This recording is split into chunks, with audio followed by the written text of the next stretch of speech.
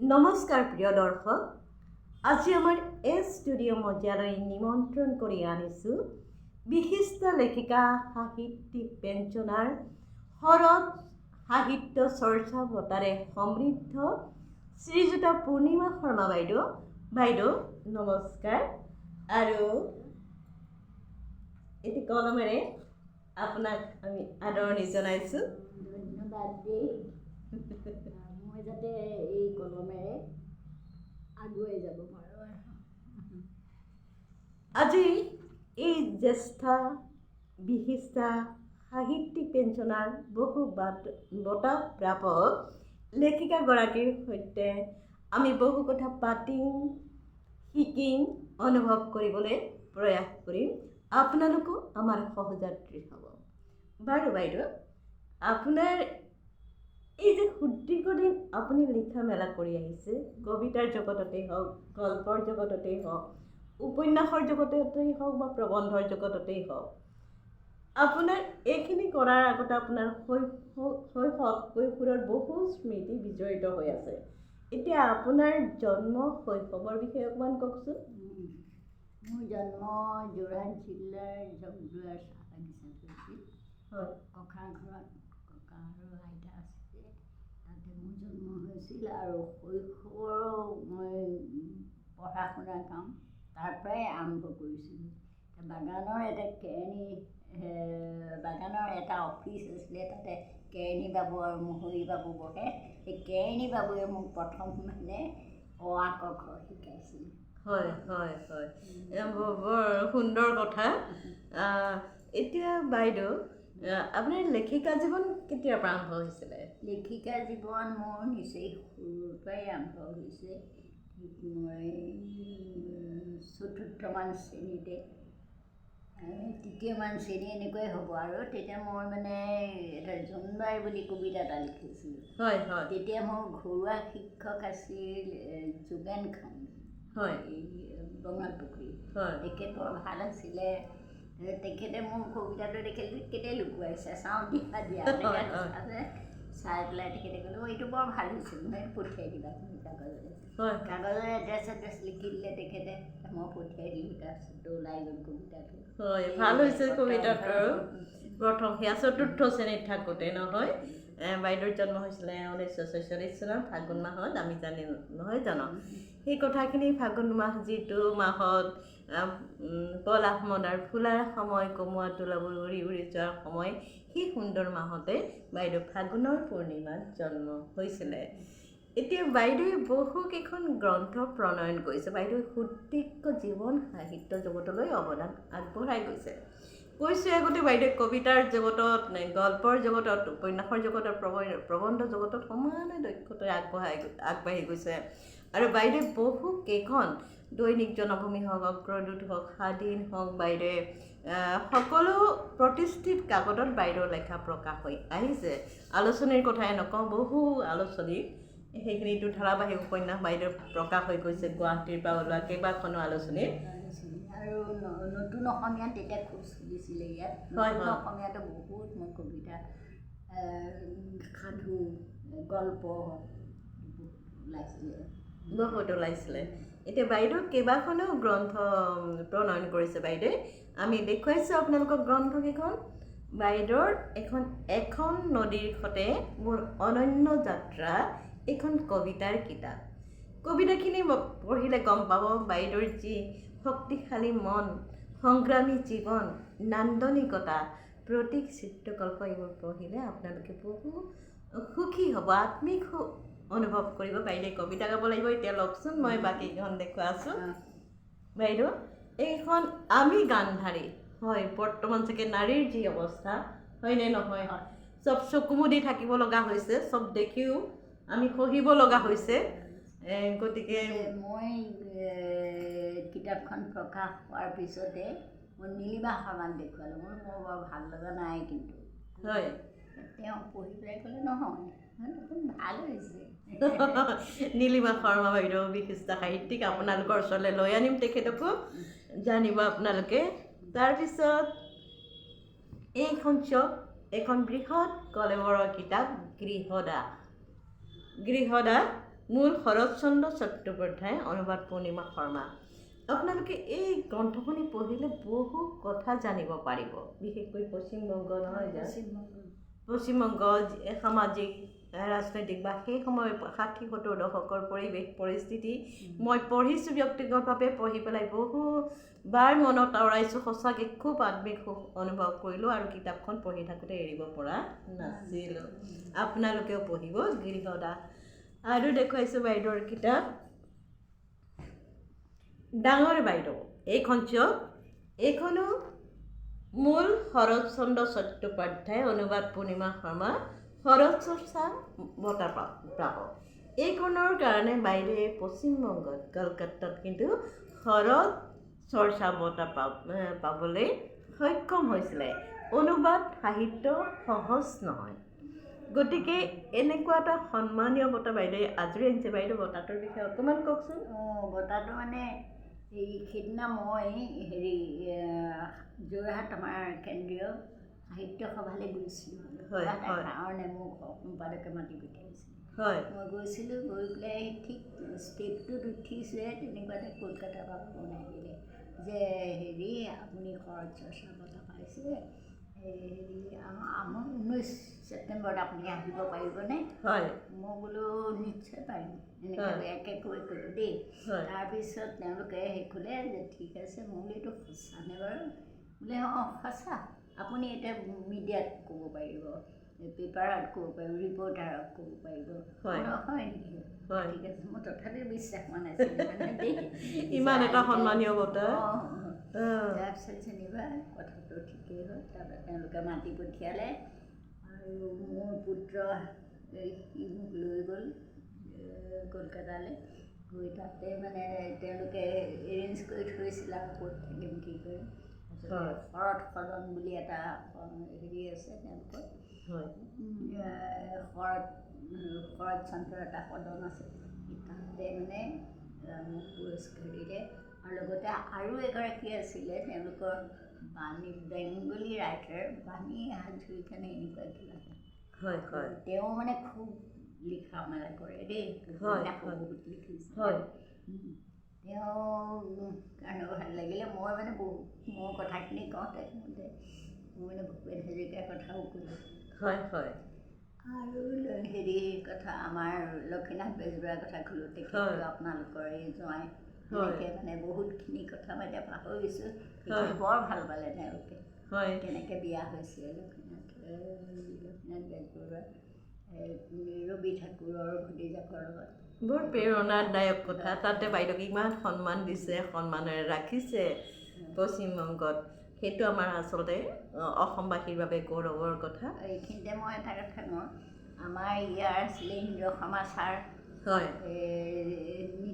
তেওঁ মানে ছাৰ আহিছিলে এদিন, আহি পেলাই ক'লে মই বৰ ভাল পাইছোঁ বুজিছোঁ। তাৰমানে মই ভাইলিন বজাইছিলোঁ সৰুতে, ভাইলিন বজাই মই টুৰ্ণামেণ্টত চিলভাৰ মেডেলো পাইছিলোঁ। ইন্দিৰা মিৰিয়ে দিছে ন? তাৰপিছত মানে ছাৰে ক'লে যে মই বৰ ভাল পাইছোঁ, বিশেষকৈ তাহাঁতি যে ইয়াত নিদি তোক যে তালৈ মাতি নিলে কলকাতাত, তাক যে দিছেগৈ, সেইটো কাৰণে মোৰ বৰ আনন্দ লাগিছে। খুব ভাল লাগিছে শুনি পেলাই বাইদেউ। বাইদেৱে এই শৰৎ চৰ্চা বঁটা পোৱাৰ উপৰি বাইদেৱে বহু বঁটা জীৱনত আজৰি আনিবলৈ সক্ষম হৈছে। সেইসমূহৰ ভিতৰত লেখিকা সংস্থাই আগবঢ়োৱা জীৱনজোৰা সাহিত্য সাধনা বঁটা। আৰু বাইদেউ কওকচোন। আৰু এনেই অসম চৰকাৰতো সাহিত্য জানে, দিছে সাহিত্যিক পেঞ্চন। আৰু দিছে তোমাৰ ডক্টৰ নীলিমা দত্ত সৰণী অনুবাদ বঁটা গুৱাহাটীৰ। নীলিমা দত্ত বাইদেউক মই বৰ ভাল পাইছিলোঁ। বহুত ভাল লাগে বাইদেউৰ দেখা মেলা, ভাল কথা। এতিয়া বাইদেৱে আপোনাৰ এই এখন নদীৰ সতে মোৰ অনন্য যাত্ৰা, ইয়াৰ পৰা এটা কবিতা পাঠ কৰক আপুনি। প্ৰথমতে যিটো ওলাই সেইটোকে দীঘল হ'লে দিগদাৰী নাই।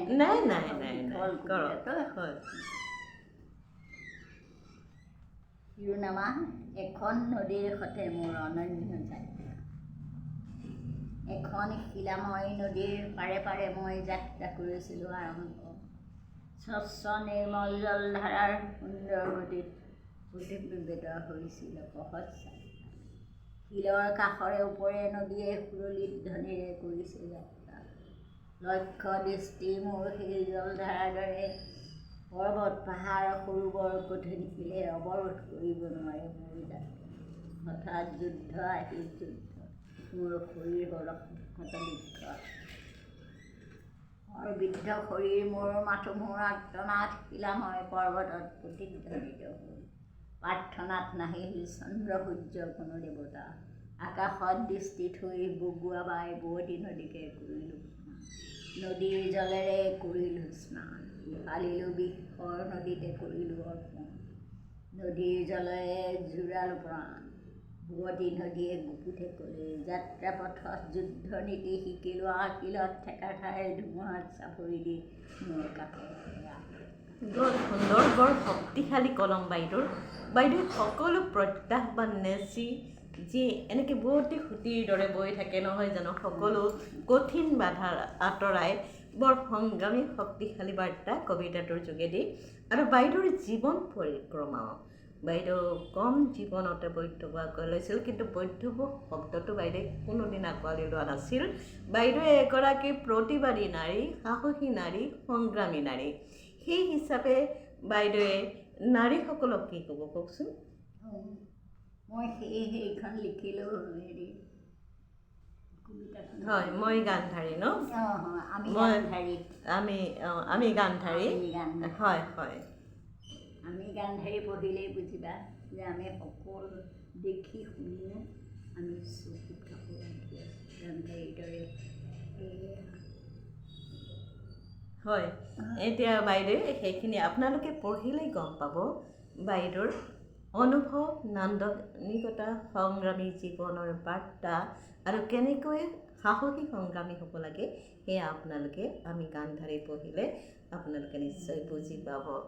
এইখিনি বাইদেউক সোধোঁ যে বাইদেৱে কবিতাৰ জগতত, গল্পৰ জগতত, উপন্যাসৰ জগতত বা প্ৰবন্ধৰ জগতত দক্ষতাৰে দীৰ্ঘকাল ধৰি আগবাঢ়ি আহিছে, সবল খোজ পেলাই আহিছে। ইয়াৰ কোনটো দিশে বাইদেউক আটাইতকৈ আকৃষ্ট কৰে? মোৰ সাহিত্যৰ সকলো দিশেই মোক আকৰ্ষিত কৰে। আৰু বিশেষকৈ মই যেতিয়া অনুভৱ কৰি থাকোঁ বা বুকুত লৈ থাকোঁ এটা গল্পৰ প্লট বা কবিতাৰ কথা ভাবি থাকোঁ, কিন্তু যেতিয়া মই আৰু একেবাৰে নোৱাৰোঁ তেতিয়া মই লিখিতভাৱে এটা প্ৰকাশ কৰোঁ। মানে তাৰণাত, সৃষ্টিৰ তাৰণাত আৰু মনৰ তাগিদাত বাইদেৱে সৃষ্টি কৰি আহিছে। এইখিনিতে এটা কথা কওঁ, আমাৰ মাজত বাইদেউৰ কথা এনেদৰে ওলায় যে বাইদেউ সদায় ইতিবাচক, বাইদেউ সকলোৰে মংগলকামী। বাইদেউ কওকচোন আপোনাৰ ইতিবাচক মনটো কেনেকৈ লালন কৰে? মই মানে আচলতে মোৰ ঘৰত নাতিনী দুটাও আছে, বোৱাৰী আছে। যদি মই মানে ভাগি পৰি যাওঁ জীৱন সংগ্ৰামত, তেতিয়া ইহঁতৰ কি হ'ব বা ঘৰখন কি হ'ব তেতিয়া? এনেকৈ বুলি ভাবিয়ে মই সদায় ইতিবাচক চিন্তা এটা লৈ মই সকলো কাম কৰি আগবাঢ়ি যাওঁ। তেওঁলোককো সেইটোকে মই মানে কওঁ যে সদায় মানে মানুহে নিৰাশ নহৈ আশাৰে জীৱনত আগবাঢ়িব লাগে। বাইদেউৰ কথাৰ পৰা আপোনালোকে গম পালে বাইদেউ এগৰাকী দায়বদ্ধ লেখিকা। এই দায়বদ্ধতাৰে বাইদেৱে সমাজ জীৱনৰ বহুখিনি অৱদান আগবঢ়াই আহিছে। আৰু বাইদেৱে এতিয়া অসতিপূৰ্ণ হয় জানো বাইদেউ? গতিকে এয়া আমাৰ কাৰণে গৌৰৱৰ কথা, আমাৰ বাবে বৰ প্ৰেৰণাৰ কথা, সকলো নাৰীৰ বাবে বৰ গৌৰৱৰ কথা। বাইদেৱে যে এইটো বয়সতো নিৰলসভাৱে সাহিত্য সাধনা কৰি আহিছে। বাইদেউ এটা কথা কওঁ যে সাহিত্যৰ অবিহনে বা সংস্কৃতিৰ অবিহনে সমাজখন কি বুলি ভাবিব আপুনি? সেইটোতো সম্ভৱ নহয়। এতিয়া মই আমাৰ চলাধাৰাত আছে প্ৰগতি সমাজত এটা গীত লিখি দিছিলোঁ তেওঁলোকক। এইটো ছেকেণ্ড পুৰস্কাৰৰ আগতেই পালে। তাৰপিছতে এতিয়া মানে যিসকলে শুনিছে তেওঁলোকে ক'লে আমি এইটো মানে প্ৰতীক গীত হিচাপে ল'ম আপোনাৰ, আৰু কেতিয়াও মানে এইটো আমি হেৰি হয় সেইটো কোনোবা এটা অনুষ্ঠানে প্ৰতীক গীত হিচাপে গ্ৰহণ কৰিছে সেই অনুষ্ঠানটো বহুদিন থাকিব অনুষ্ঠান থকা মানে সেই অঞ্চলত বিয়পিব মানে সমাজত লাহে লাহে এই প্ৰসাৰ ঘটিব নিশ্চয় বাইদেউৰ সেই গীতৰ প্ৰতিটো শব্দই তেখেতসকলৰ হৃদয়ংগম হৈছে আৰু সুন্দৰ সমাজলৈ নিশ্চয় বাৰ্তা কৰি আহিছে বাইদেউৰ লেখনিবিলাকতো আমি তেনেকুৱা পাইছোঁ জনসাধাৰণলৈ সুন্দৰ ইতিবাচক বাৰ্তা আছে বাইদেউৰ লেখা হয়তো বহুতে পঢ়িছে আৰু আপোনালোকেও পঢ়িব আমাৰ বাবে সাহস প্ৰেৰণাৰ প্ৰতীক বাইদেউ শ্ৰীযুতা পূৰ্ণিমা শৰ্মা বাইদেউ আপুনি বাস্তৱ সমাজখনৰ বাবে কিবা এটা কওকচোন বৰ্তমান বাস্তৱ সমাজখনতো ধূসৰ হৈ পৰিছে হয় ভয় লগা হৈছে অৱস্থা এনেকুৱা হৈছে সেইকাৰণে মানে ল'ৰা ছোৱালী অভিভাৱকসকলে বিশেষকৈ চকু দিব লাগে তেওঁলোকে মোবাইল লৈছে লওক মোবাইলটো খেলি থাকক কিন্তু পিছত মাক দেউতাকে চাব লাগে যে মোবাইলত তেওঁলোকে কি চাইছে কি পঢ়িছে বা কি শুনিছে সেই কথাখিনি তেওঁলোকে চাই তাহাঁতক শুধৰাই দিব লাগে যিহেতু ঘৰখনে শিক্ষাৰ কঠীয়াতলে নহয় জানো বাইদেউ গতিকে অভিভাৱকে দায়িত্ব ল'বই লাগিব পথ প্ৰদৰ্শন কৰিবই লাগিব ইয়াৰ ওপৰতে সমাজ জীৱন নিৰ্ভৰ কৰিছে বাৰু বাইদেউ আজি আমাৰ ষ্টুডিঅ'ৰ মজিয়াত আপুনি আমাক ইমানখিনি সময় দিয়াৰ বাবে আপোনাক অশেষ ধন্যবাদ জনাইছোঁ ভগৱানে আপোনাক দীৰ্ঘায়ু কৰক সদায় ভালে ৰাখক আৰু আমাৰ ষ্টুডিঅ' মজিয়ালৈ বাইদেউক বাৰম্বাৰ লৈ আনিম প্ৰিয় দৰ্শকবৃন্দ আপোনালোকে যদি আমাৰ এই অনুষ্ঠানটো ভাল পাইছে আপোনালোকে লাইক কৰিব কমেণ্ট কৰিব শ্বেয়াৰ কৰিব আৰু মই স্বপ্না বৰঠাকুৰে সকলোৰে হৈ আজি বিদায় মাগিছোঁ বাইদেউ মই কুশল কামনা কৰিছোঁ দেই ধন্যবাদ বাইদেউ